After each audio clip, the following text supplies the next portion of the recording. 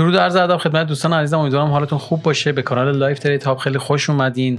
امروز دوشنبه اولین روز هفته و 11 می 2026 هست و ما میخوایم که طبق روال کارمون رو شروع بکنیم، بریم ببینیم که بازار به چه نحوی حرکت کرده. امروز اخبار مهمی به اون صورت اخبار اقتصادی مهمی نداریم تو بازار، ولی خب هر لحظه اخبار سیاسی و ژئوپلیتیکی ممکنه که پیش بیاد و بریم ببینیم که بازار چجوری حرکت کرده و چجوری میتونیم کارمون رو شروع بکنیم.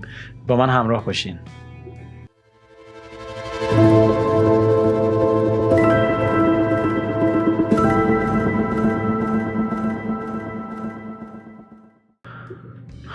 خب عرضم به خدمت شما که طبق روال ما میریم تو تایم روزانه. این اتاق من یه مقدار نورش زیاده، ببخشید اگر که انعکاس نور داریم. تایم روزانه به خدمتتون عرض شود که میبینید که آخرین کندل هفته پیش یعنی جمعه به صورت صعودی اما با شادوی رو به بالا تموم شد، بسته شد و اما کلوزش بالای کلوز روز قبلش یعنی پنجشنبه بود. امروز هم با یک گپی بازار باز شد که من فعلا سقف و کف روز قبل رو مشخص میکنم توی روزانه.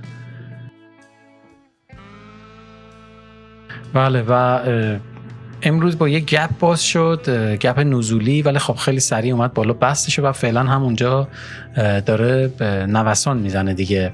تو تایم روزانمون میتونه هم صعودی حرکت بکنه هم نزولی، هر دو تا سناریو رو میتونه داشته باشه. توی بریم تایم 4 ساعتمون چطور حرکت کرده. بره این لگی که ما داشتیم رو من یه ذره آپدیتش میکنم، میارم جلوتر. اومد تا زیر 50%ش با همون گپ باز شدن و دوباره اومد بالای 50%ش، یعنی گپ رو کامل پوشوند و میتونه هر کدوم از حرکت‌ها رو انجام بده. هم میتونه نزول بکنه به سمت نقدینگی‌های این زیر، هم میتونه صعود بکنه به سمت نقدینگی‌های بالا. باید دید که چطور میخواد توی تایم باز شدن بازار حرکت بکنه. ما در حال حاضر فعلا توی بلند مدت صعودی هستیم و نشانه‌های نزول قدرتمندی نمیبینم من توش. فعلا توی بلند مدت ما صعودی هستیم. بریم تایم 1 ساعته ببینیم که چجوری هست.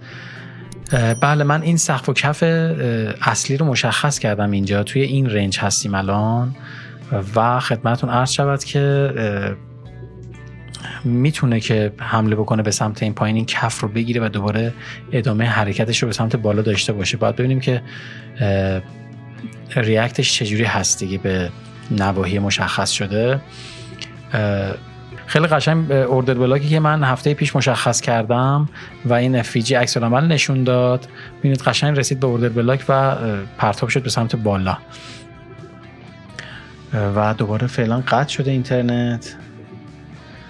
امیدوارم که امروز روزی نباشه که بخواد اذیتمون بکنه و اول هفته یک انرژی خوب به ما بده. بله تو تایم 1 ساعته هم یک روند نزولی رو داریم که البته روند اصلیش صعودی بوده. این یه مومنتوم نزولیه که حالا اصلاحی هستش. من فکر میکنم که به انتهاش رسیده باشیم و بخواد که صعود بکنه، یعنی بیاد حداقل تا این سقف برسه، چون اینجا یه FVG داریم که میتونه مهم باشه. خدمتون عرض شود که پس نقاط مهم هم توی 1 ساعت مشخصه. این سقف و کف خیلی مهم هست برای من. تو تایم 15 دقیقه همون سقف و کف هست که این سقف روز و این کف روز هست که میتونه خیلی مهم باشه برامون. اینجا نقدینگی درست کرده، میتونه که یک حمله بکنه تو تایم باز شدن بازار که حدوداً 17 دقیقه دیگه بازار باز میشه. میتونه که یک نزولی بکنه بعد صعودش رو شروع بکنه، میتونه هم به سقف برسه و نزولش رو شروع بکنه. چند تا سناریو داره دیگه، باید سناریوها رو در نظر بگیریم. امروز سعی میکنیم که یه مقدار آگاهانه تر معامله بکنیم که حسابمون دچار چالش نشه. یه هفته پیش حسابمون دچار چالش شد و با 4 تا ضرر ما هفته رو تموم کردیم. امیدوارم که این هفته بتونیم خوب معامله بکنیم و حساب رو برگردونیم به حالت صعودی و رشد. خب بریم تایم 5 دقیقه خودمون. بله تایم 5 دقیقه خودمون. بذارید من اینم درستش بکنم. بله تایم 5 دقیقه من سقف و کف روز رو مشخص کردم. من این کف رو هم مشخص میکنم چون کف مهمی هستش، میتونه که حمله بکنه به سمتش، میتونه تعیین کننده باشه واسه یه صعودی یا نزولی بودن بازار که دقیقاً توجه بکنید میشه 50% خود لگ که اینجا نقطه معتبری میتونه باشه. نقدینگی هایی که این بالا هستش میتونه که حمله بکنه، نقدینگی رو برداره بخواد بیاد پایین. من روی سقف روز سعی میکنم که تمرکز بکنم برای بای یا سل گرفتن و همینطور کف، یعنی لگی که مشخص کردم رو سعی میکنم که رو همون نقاط کارم رو انجام بدم. اول هفته هست و اینکه امیدوارم که بتونیم یه معامله‌ای رو بگیریم که بتونه انرژی هفتمون رو برامون برمقام بیاره که بتونیم هفته رو خیلی با انرژی شروع بکنیم و تا آخر هفته سعی میکنیم که معاملاتمون رو حساب شده انجام بدیم. حالا نقاط مهم رو من مشخص کردم. نقدینگی های این بالا هم هست، میتونه که بهشون حمله بکنه. توی تایم بزرگتر که بخواید حساب کنید نقدینگی پایین رو برداشته، نقدینگی بالا مونده، احتمال داره که یه حمله‌ای بکنه به سمت پایین بعد به سمت بالا، ولی خب بازار هر کاری که دلش بخواد میکنه و ما باید مطیعش باشیم، باش همراهی کنیم. خب من نقاط رو مشخص کردم دیگه، کاری ندارم. حدوداً 13-14 دقیقه دیگه بازار باز میشه و من فعلا ویدیو رو استاپ میکنم تا باز شدن بازار در خدمتتون هستم مجددا. درود مجدد خدمت دوستان عزیزم. حدوداً 50 ثانیه دیگه بازار باز میشه. من این سقف رو هم خیلی سقف معتبری میدونم، خیلی تاثیرگذار میدونم. حالا 30 ثانیه دیگه ببینیم بازار میخواد چیکار بکنه. حالا داره یه نشونه‌هایی از حمله به این نقدینگی میده. اینجا یه FVG داریم، البته چون این سقف شکسته نشده این FVG میتونه نامعتبر باشه دیگه. ببینیم چیکار میخواد بکنه. 5 ثانیه دیگه. امیدوارم که اینترنت ما اذیتمون نکنه. بله چقدر محکم پرتاب شد به سمت بالا. من وارد این معامله شدم ولی یه مقدار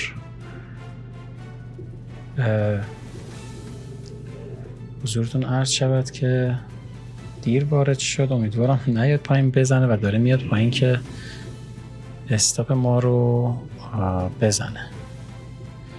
خب اوه پرت شد به سمت پایین. اینترنت خیلی ضعیفه،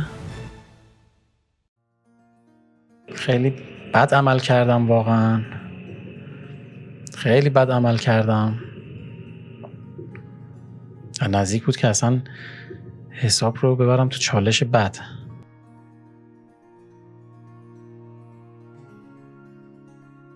حالا که این سقف‌ها رو شیکوند حتی با شادو میتونه که این اوردر بلاک معتبر باشه، ولی من ریسک نمی کنم و مهم وای میستم که ببینم به این کف چه عکس العملی میده.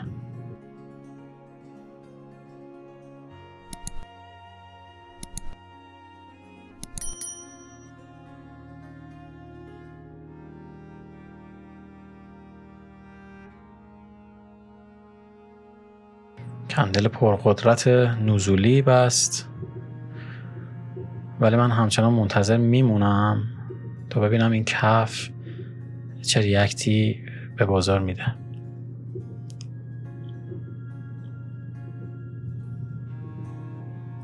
کم زود وارد شدم معامله رو طبق معمول و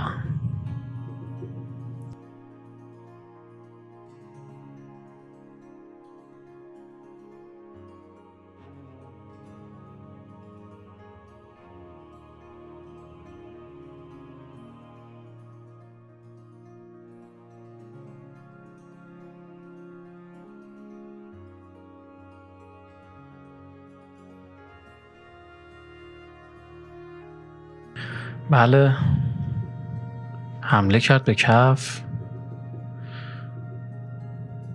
من یه مقدار صبر میکنم.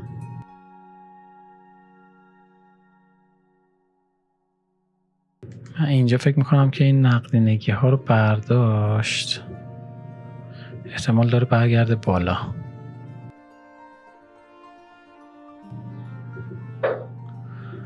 بله، من وارد معامله خرید شدم. این آخرین معامله من هست و دیگه ببینیم که چطور بازار پیش خواهد رفت.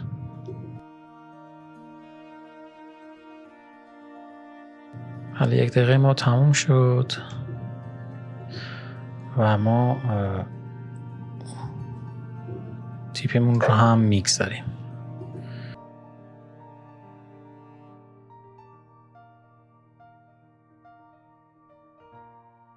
معامله اول مقدار سرعتش بالا بود. من فکر میکردم که خیلی بره جا میمونم یه وقت. این همش بابت ضررهایی هستش که هفته پیش خوردیم.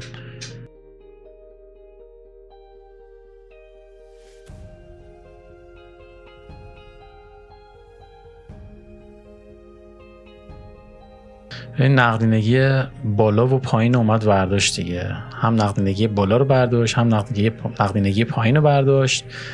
احتمالاً الان دیگه حرکتش رو شروع میکنه و بله چقدر پرقدرت، انقدر نوسان زیاده.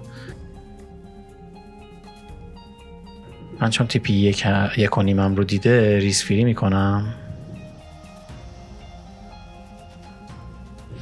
تو ذهنم داشتم کلنجار میرفتم که تیپیمو بردارم، حالا ریسک فری کنم، ولی باید به پلنم پایبند باشم و روی تیپی 2 خارج بشم. توی استاپ گذاشتن معامله اولمون هم داشتم یه مقدار تعلل میکردم که خیلی میتونست خطرناک بشه و ما رو دچار ضرر سنگین بکنه. بله میبینید تو تایم 1 ساعت هم خیلی قشنگ اومد. این نقطه رو من زیر نظر داشتم دیگه، گفتم احتمالش زیاده، برای همین یه مقدار با اطمینان تر بله حمله کرد، با اطمینان تر وارد معامله خرید شدم دیگه. میریم برای تاچ شدن.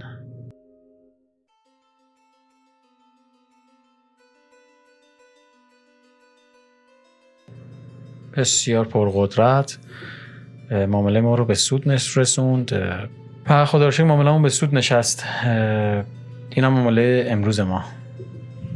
بله دیدین که حالا معاملات امروزمون هم به این صورت انجام شد. یه معامله ضررده، یه معامله سودده، یک ریوارد مثبت. الان رسید به تیپی 3 ما. من دیگه ریسک نکردم و معامله‌مو توی تیپی 2 بستم که به پلنم پایبند باشم. معامله اول رو یه لحظه داشت اون استاپ گذاریمون دیر انجام میشد و خیلی سرعتش بالا بود، نزدیک بود که وارد یه ضرر بد بشیم. در هر صورت معاملاتمون رو انجام دادیم.